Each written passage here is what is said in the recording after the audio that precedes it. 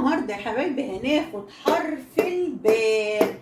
حرف الباء هنتعرف على شكله، بيجي شكله عامل ازاي في الكلمة، وواقف شكله عامل ازاي، وهناخد كلمات عليه نكتبها. الأول هنكتب شكله ده مع ماما في الكراسة ال9 أسطر بتاعتنا.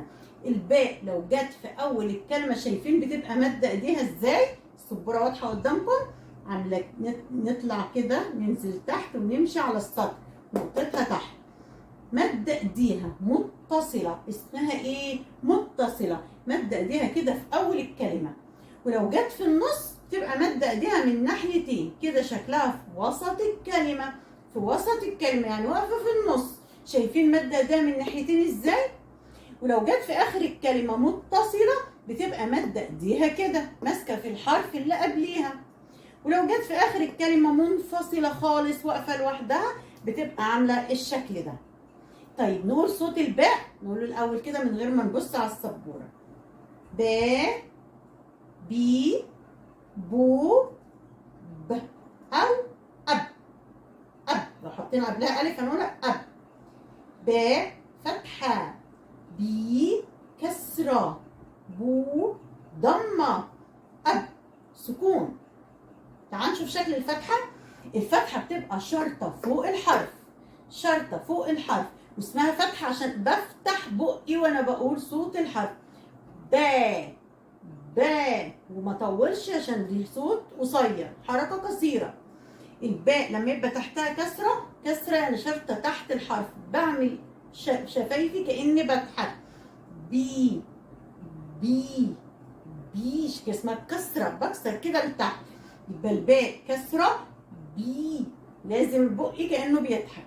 والضمه اللي هي الواو الصغيره، واو الصغيره اسمها ضمه، بضم ايدي، شوفوا انا بعملها ازاي، ضمه. وكمان بضم بقي وانا بقول صوت الحرف، اسمها باء، عليها ضمه تبقى بو بو بو. والسكون بيخلي الحرف ضعيف، بيطلع بالعافيه بالعافيه، مش قادر يطلع. ب بيحتاج حرف قبليه عشان يتنطق صح. طب لو حطينا الف قبليها، الالف صوتها ونخش على الباء تبقى اب. اب يبقى باء سكون اب، باء سكون اب. يلا تاني. باء فتحة، بي كسرة، بو ضمة، اب سكون. يلا نكتب الكلام بتاعنا اللي احنا هناخده على حرف الباء.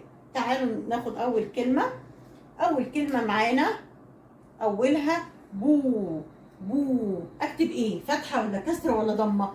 بو بو، ها فتحه ولا كسره ولا ضمه؟ بو، برافو سمعتكم، ضمه. بو. هيجي وراها ر ر ر ر، صوت ايه ده؟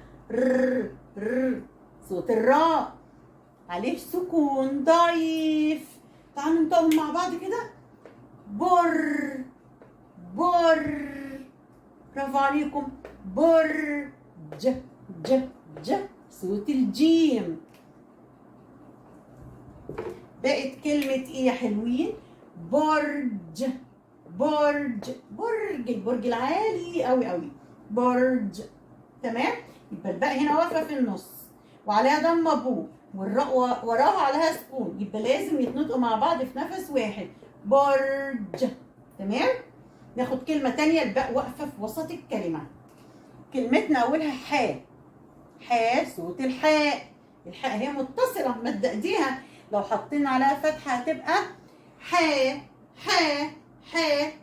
هيجي بقى وعديها ب ب ب، صوت الايه؟ صوت الباء، ب عليها سكون. شايفين الباء لما جت وقفت في النص شبه دي اهي، مادة ايديها من ايه؟ مادة ايديها من ناحيتين.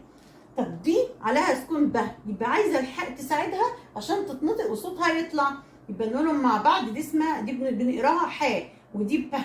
طب تعالوا نقولهم بسرعه كده مع بعض.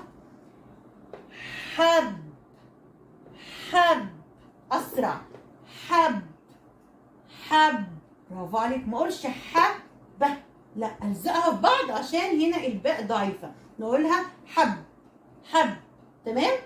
طيب مفيش حاجه اسمها حب، لسه هنقول الصوت الاخير. حب ل ل صوت اللام، ل صوت الايه؟ اللام. بقت حبل، حبل. طبعا احنا عارفين الحبل كلنا.